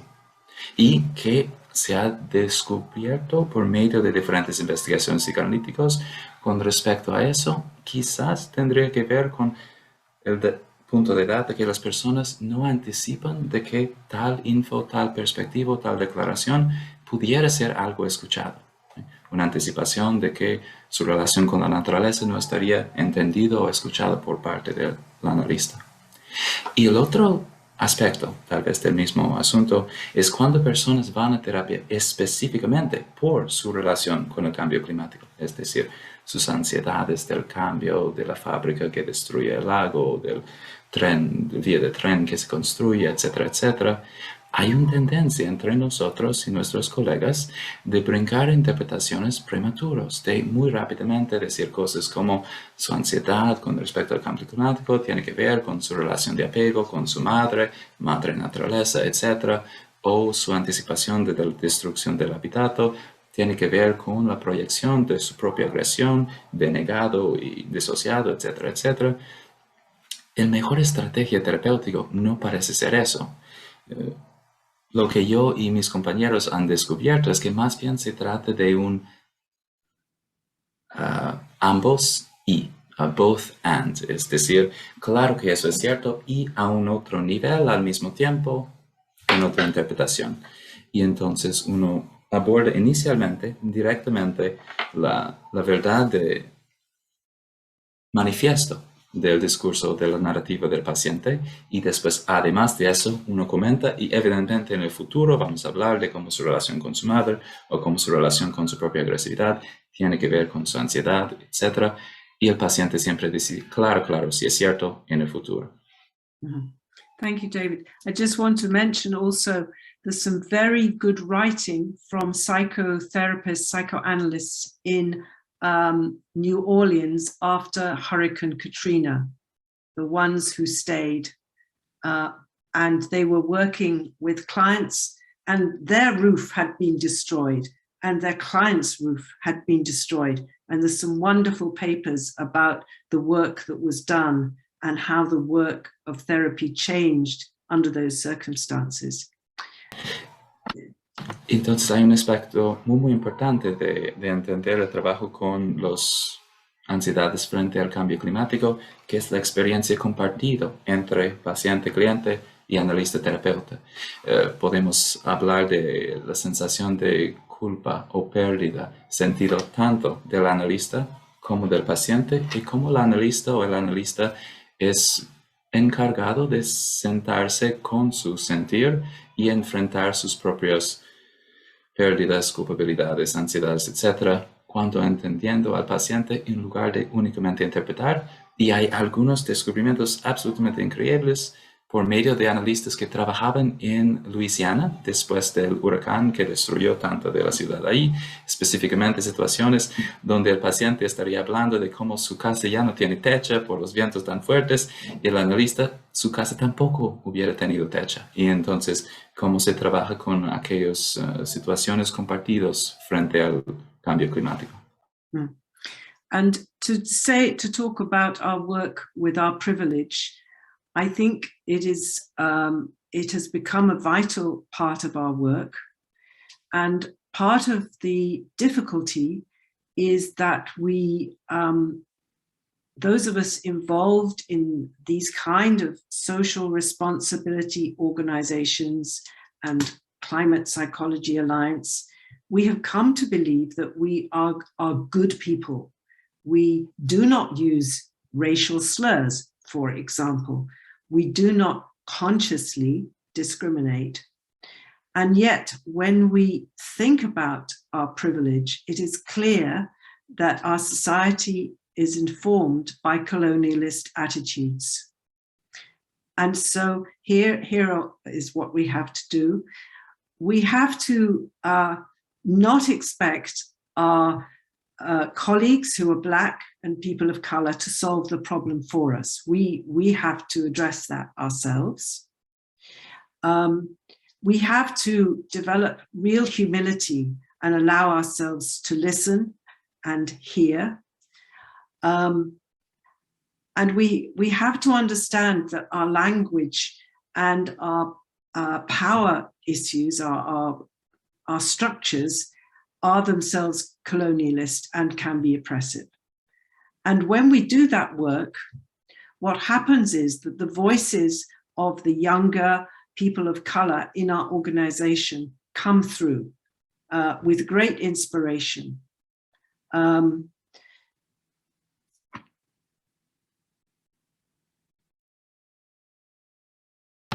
Entonces, con respecto a la noción de prejuicio, de privilegio, específicamente privilegio de clase medio, blanco, acceso a universidad, educado, acceso a recursos, etc., es un aspecto vital en el trabajo del psicoanalista, de la psicoanalista. Específicamente, una de las dificultades es que las personas en lugares de responsabilidad social, de organizaciones del Climate Psychological Alliance, por ejemplo, típicamente nos vemos como personas buenas, personas que no usan frases discriminatorias o llenos de odio, etc. No nos conceptualizamos como personas discriminatorias. Y sin embargo, cuando pensamos en nuestro privilegio, es claro de que nuestras culturas y sociedades son formados por situaciones coloniales. Uno entonces de las posibles resoluciones es de realizar de que no podemos esperar y anticipar o aplicar la obligación a nuestros colegas y compañeros negros o latinos de resolver los problemas de inequidades estructurales o de restos coloniales estructurales dentro de las instituciones, dentro de las perspectivas por nosotros mismos. Y también tendremos que entender de que siguen artefactos de aquellas diferencias de poder, de aquellas estructuras de poder en las instituciones todavía vigentes. Y algo fascinante es una vez que una persona empiece a percibir y prestar mucha atención a sus propios privilegios, su propia ubicación privilegiada con respecto a el ambiente, la institución, el discurso, la interacción con los demás, de repente las voces de las minoridades, las voces de los históricamente aplastados, oprimidos, pueden escucharse mejor. Right? Thank you. And another very practical thing that has helped us is that we are now, is money. We are now in receipt of a lovely grant from the Robert Hoe Foundation. And what that means is that more people can do work with us who are not able to do it for free. So there is a problem of somebody like myself being able to do a lot of work for free, but many younger people with diverse backgrounds cannot do this. But now we are able to pay people to run a climate cafe, to do some training for youth, to do those kind of things for support youth activists. And so in a way, although we can worry about finances in an ethical way, it's actually having some more money in the organization enables us to behave more ethically in terms of spreading responsibility of the work. And that's very important for us. El último detalle es el beneficio de dinero o recursos. Específicamente, el dinero nos ha ayudado por medio de una fundación Robert Hoe, puesto que una vez que tenemos este estilo de recurso, podemos pagar a personas para hacer actividades de entrenar, de llevar a cabo un café de clima, otros detalles con respecto a proyectos que otras no hubiéramos podido hacer, específicamente porque, aunque tal vez yo pudiera trabajar sin necesitar pago en todos los diferentes proyectos, hay un grande porcentaje, colegas, compañeros de vez en cuando más jóvenes o más recién llegados al campo de psicoanálisis, quienes no pueden forzosamente trabajar sin recibir un salario. Y entonces, tener finanzas, tener acceso a recursos financieros, nos ha permitido trabajar de una manera más ética. I could say a lot more, but I'm going to stop because I think maybe there's some closing remarks coming. Pudiera decir mucho más, pero creo que es el momento de pausar por los comentarios de cerrar. Oye, ¿quisieras puntualizar sobre las respuestas que han dado? O... Perdón, sí, yo quisiera agregar un par de cosas. Especially, Roger, I think you asked for us to have the time to understand the problem.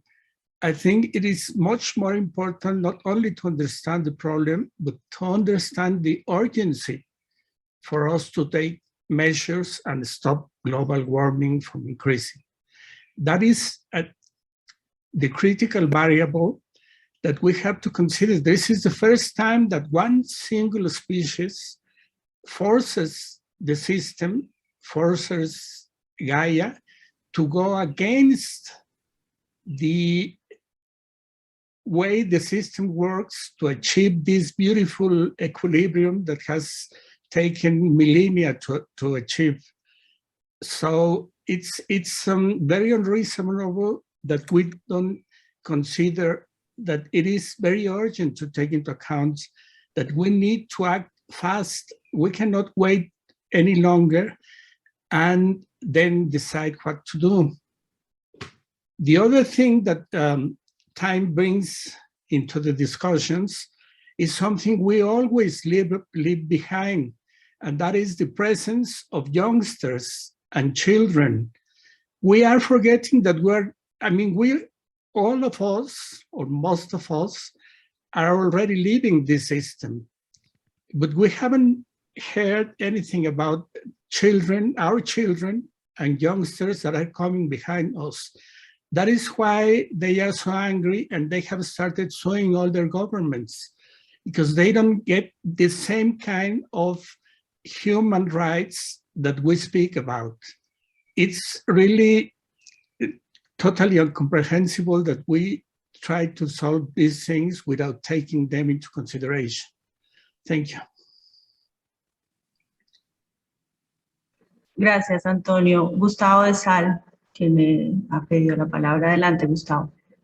Okay, on behalf of our colleagues that don't speak Spanish, I will try to say something in English. First of all, thank you very much for all of these interesting contributions. And of course, I would like to remark something that we have in common, despite the different approaches we come from. It's the importance that we all have given to the narrative as something that inevitably is at the very beginning of this crisis, at the very beginning of everything human beings we have done and since our origin. Why? Because from the very moment that we as speaking beings have been ejected from the natural and instinctual realm, so we don't have another way to express this in this way. We don't have our own and natural environment. We don't have a real connection with nature. Nature as itself is also for us a construction, a narrative construction of course, very different according to the different moments of history and cultures and collectivities, of course. But of course, since we have been delocalized from the natural world, in order to be able to live in the physical world, we, speaking beings, we had to re-inhabit the world by means of the construction of different narratives. And of course, the capitalism discourse is another narrative too, but we have to remind that there has been, there is still going on, a very important complicity between the plain citizens and the power groups. We are not innocent victims of something that only is liable to the empowerment groups. So I think that this is something that we have to remember. It's very important, and I would like to pick just one example that I think that is a metaphor of what I'm trying to say. Coca-Cola. of course, is an industry. Of course, wealth, money, business is at stake. But Coca-Cola is as well a symbol. And if the capitalism discourse has been able to hook us in the flow of its movement, is because this discourse has been able to touch something that is within all of us. So Coca-Cola is also a signifier. And as a signifier, of course, is not only a fact, but also a narrative that is able to manipulate people.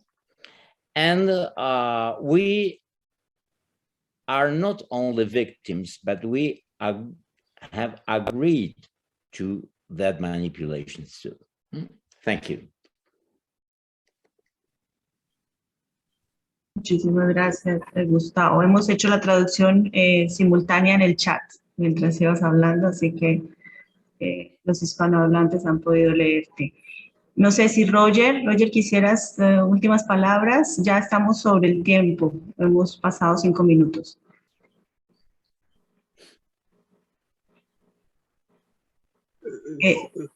Solo una cosa rápida para Antonio. Por supuesto, estamos afrontados con esta urgencia, pero esta urgencia nos retorna a nuestra impotencia. Y diciendo más urgencia no da soluciones a ningún problema, porque estamos entre impotencia e imposibilidad. Pero una cosa por lo menos sabemos de orientación psicolacaniana, este trayecto va de impotencia a imposibilidad. Y sin esta confrontación con la imposibilidad, no sale ninguna solución, cualquiera sea la urgencia. Y el inverso de urgencia es esta precipitación hasta el peor. Y estamos en un lugar muy difícil porque estamos precipitando por el peor y no tenemos frenos para saber dónde ponernos. Y pues entre impotencia y imposibilidad, por lo menos nuestra orientación da algunas pistas para evitar el peor, pero no darnos las pistas por el mejor. Solo esto. Gracias a todos. Gracias, Roger. David, ¿querías hacer unos comentarios? Sí, quería hacer algunos comentarios sobre una actualidad muy fascinante. Brigitte había mencionado la importancia de los narrativos con respecto a entender el cambio climático, formar como grupos locales, como individuos, como grupos de nivel nacional e internacional enfrentan al cambio climático.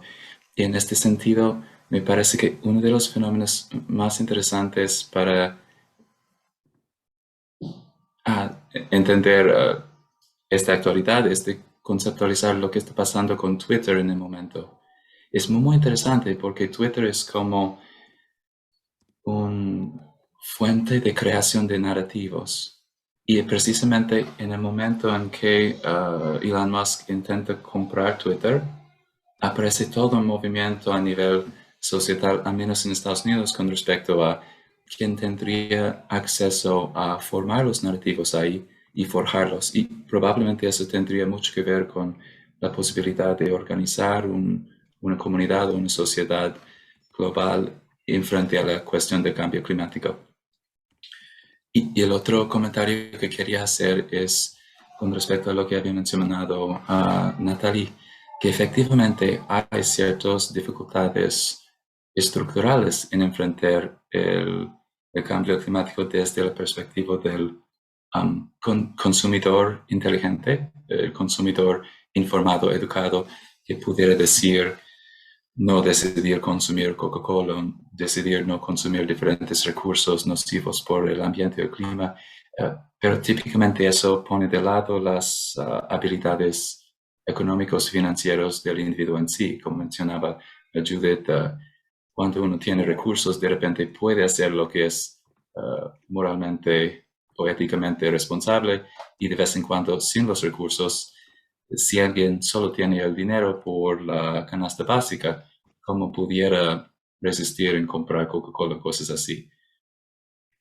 Y considerando esta noción con respecto a, de vez en cuando los esfuerzos individuales no son suficientes, los narrativos típicamente intentan dar la impresión de que es responsabilidad de uno mismo, de no poder enfrentar al cambio climático, no poder reducir su consumo, cómprate una Tesla, etcétera, etcétera. Hay tal vez la necesidad de encontrar soluciones más estructurales o sistémicos. Y precisamente ahí hay un fenómeno muy chistoso. No sé si han escuchado de eso, pero es una cosa que se llama ClimaDAO. Y es lo que creo que se llama un Ponzi algorítmico. Entonces, es una manera de formar falso dinero, que no es real dinero, precisamente con la intención de acumular un máximo de créditos de carbón para artificialmente elevar el costo de créditos de carbón. Y la razón por hacer todo este proceso es movilizar el costo de créditos de carbón para que empresas ya no puedan mantener los mismos estilos de creación y fabricación de productos, considerando daño hacia el ambiente como una mera externalidad, un asunto que no les importa más que un costo por el grupo en lugar de un costo por la empresa. Y es muy interesante pensar en ClimaDAO y cómo este modelo pudiera funcionar como un cierto grassroots movimiento para hacer más costoso tendencias económicas de prestar el costo climático hacia el planeta, mientras que la extracción del bien únicamente por un grupo o una empresa. Solo quería hacer aquellos comentarios. Muchas gracias. Muchas gracias, David. David, nos dicen en sala si pudieras traducir lo que dijo Roger, ya para despedirnos, porque los angloparlantes no lo... O lo dices en inglés, Roger, por favor. Sí, mejor así. Lo siento. If I can remember what it was in the face of the urgency that Antonio reminds us of, and that we all know. The real question is our inaction. It's not for lack of information. It's not for lack of knowledge. We've known all along, as Nathalie said, from the 1970s, as Antonio said, from the 1990s. It's not that we didn't know. It's how come the knowledge and the action don't join up? And yes, we are faced with urgency. In fact, it may already be too late. All the indications are we've passed the tipping points. We're living in a dream. But the urgency simply returns us to the impotence. The real question is, why haven't we acted? And what, as Nathalie keeps on saying, what must we do? But emphasizing the urgency of the question doesn't lead us to the action. It points to the need for action, but doesn't.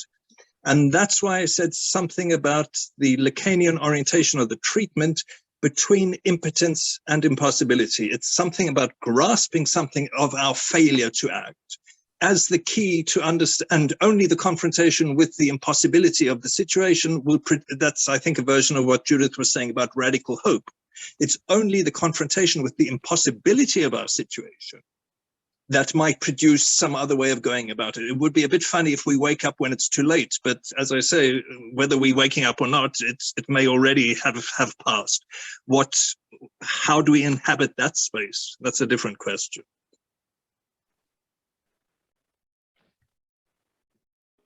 Muy bien, pues muchísimas gracias. Damos por terminada la sesión de hoy.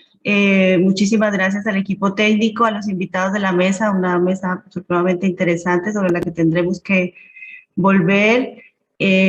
Vamos a darnos cita para el 25 de junio, la próxima mesa.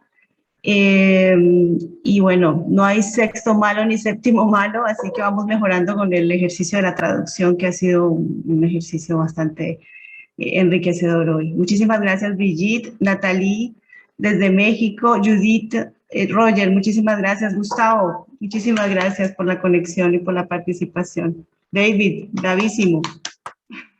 Gracias a todas, gracias Andrea. Que tengan un bonito fin de semana. Gracias, hasta luego.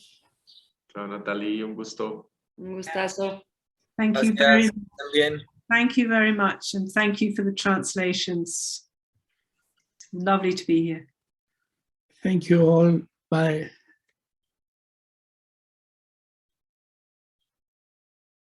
Bye.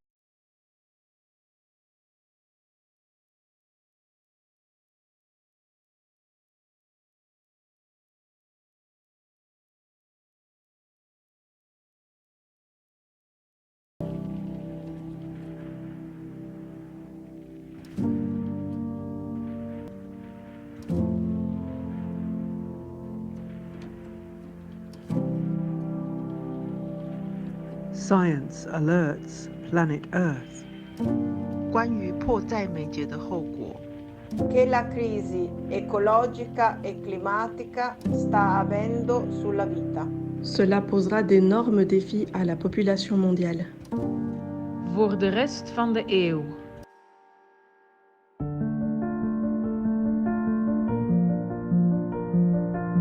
Different fields of knowledge have addressed the phenomena associated with ecological imbalance.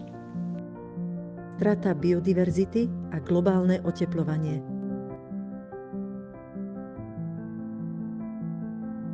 Die Position der Psychoanalyse zur Umweltfrage scheint im Moment still zu sein. Hvad er psykoanalysens plads i samfundet? Может ли психоанализ оказывать влияние на общество? 自然保護への取り組み En psykoanalys i dialog med tiden, orienterad av verkligheten. Un effort d'écologie. Wysiłek ekologiczny. Un esfuerzo de ecología.